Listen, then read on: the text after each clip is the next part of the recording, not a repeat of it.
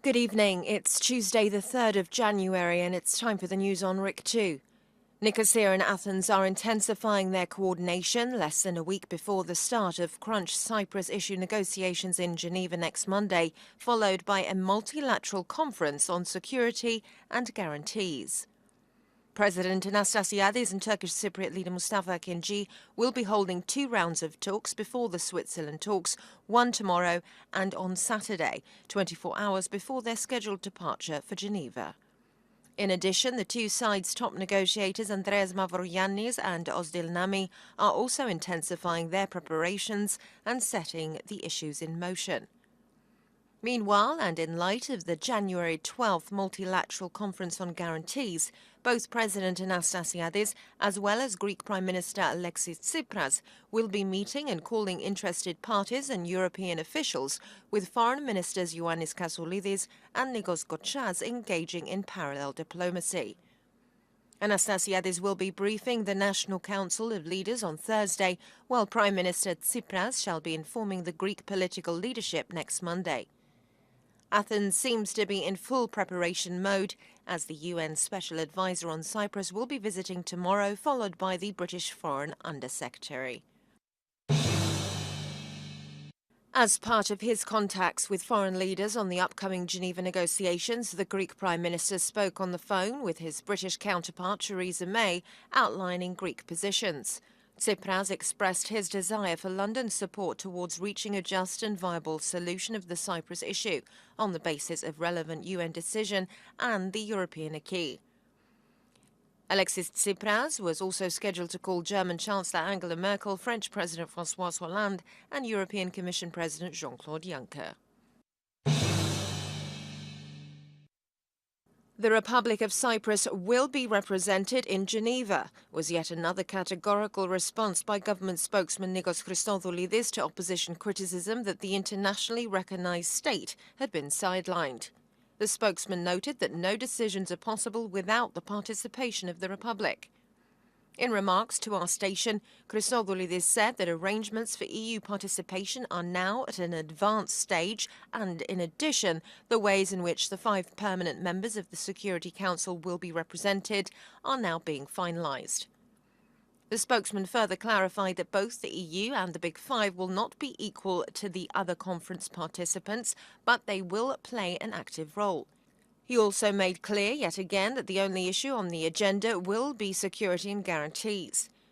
Christodoulidis added that a meeting between the Greek Prime Minister and Turkish President Tayyip Erdogan has not yet been arranged, noting that as time passes till the opening of negotiations in Geneva, it will become increasingly unlikely. Leaders of all parliamentary parties, with the exception of the National Popular Front, will be accompanying the President to Geneva. On the political parties front, opposition left-wing AGEL, that has been supporting President Anastasiadis in his negotiation efforts, expressed the hope that 2017 will bring freedom and reunification for Cyprus. AGEL General Secretary stressed that his party will be aiming to play a decisive role in this effort and called on President Anastasiadis not to rush into mistakes and manage to forge the greatest possible unity on the home front. Kyprianou said it was imperative that Turkey abandon certain unacceptable positions, particularly on the aspect of security. Socialist EDEK called on President Anastasiadis to stress in the strongest terms possible the need for the official participation of the Republic of Cyprus at the Geneva conference, adding that the government should not back down from this position, even in the face of Turkish pressure. The Citizens' Alliance requested that the President releases to parties the opinions requested by legal experts on the constitutional way of securing the Cyprus Republic participation at the conference, as well as negotiations documents recording convergences between the two sides.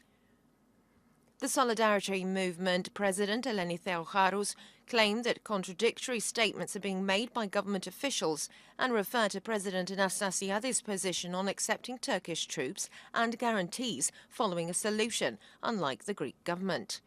The Green Party did not go into the substance, waiting for the President's briefing on Thursday, with President Yorgos Perdikis adding that the party would be deciding on Saturday whether he would be travelling to Geneva.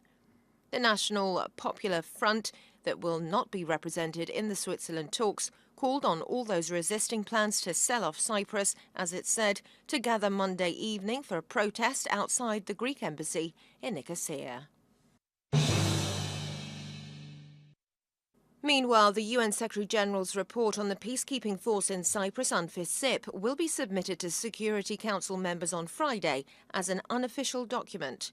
Our correspondent in New York, citing diplomatic sources, said that the report will exclusively refer to UNFICYP activities, with only limited remarks to the UN Chief's Good Office's mission on the Cyprus issue, as Special Advisor on Cyprus, Espan Barthaida, will be briefing the Security Council face-to-face. The Council today convened under Swedish presidency and set the January agenda. The gunman who killed 39 people in an Istanbul nightclub on New Year's Day in an attack claimed by Islamic State appears to have been well versed in guerrilla warfare and may have trained in Syria.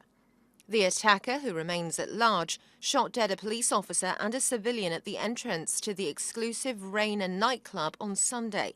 He then opened fire with an automatic rifle inside, reloading his weapon half a dozen times and shooting the wounded as they lay on the ground. In a statement claiming the attack, Islamic State said the shooting was revenge for Turkish military involvement in Syria. The assailant could have been fighting in Syria for years, one security source told Reuters, saying that he was likely to have been directed in his actions by the jihadist group. The Haberturk newspaper said police investigations revealed that the gunman had entered Turkey from Syria and went to the central city of Konya in November, travelling with his wife and 2 children so as not to attract attention. Some Turkish media reported that police were seeking a 28-year-old Kyrgyz national. Now a look at the weather. Initially clear skies tomorrow, but turning increasingly overcast with the possibility of light showers and snowfalls on the Troodos Mountains. Winds will start out light variable force 3, later strengthening to light to moderate southwesterly to northwesterly force 3 to 4 over slight seas. Temperatures will rise to 15 Celsius inland, 16 in coastal regions, and 2 over the mountains where frost is expected to form. The depth of snow on Mount Olympus was 75 centimetres with 65 in Troodos Square. All roads leading to the mountains remain closed for traffic due to frost and intermittent snowfalls. That's all from us here. Join us tomorrow for more news in English. Have a very good evening.